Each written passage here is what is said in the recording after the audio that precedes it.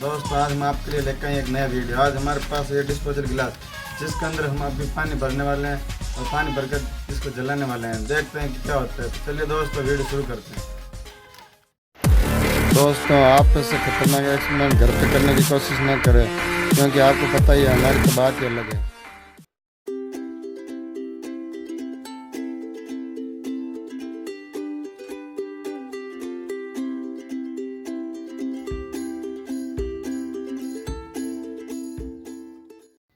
तो दोस्तों देखिए इसके अंदर हमने अभी आधा पानी भर दिया है। अभी हम इसको जला कर देखते हैं।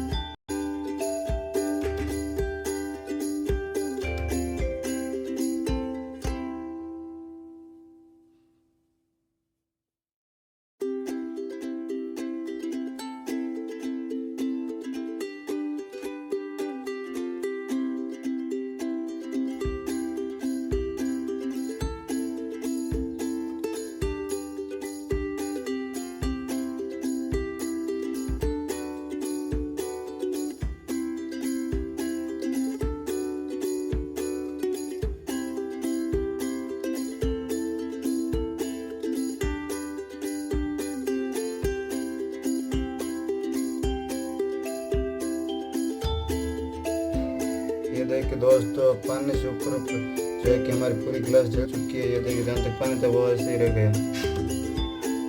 ये देखिए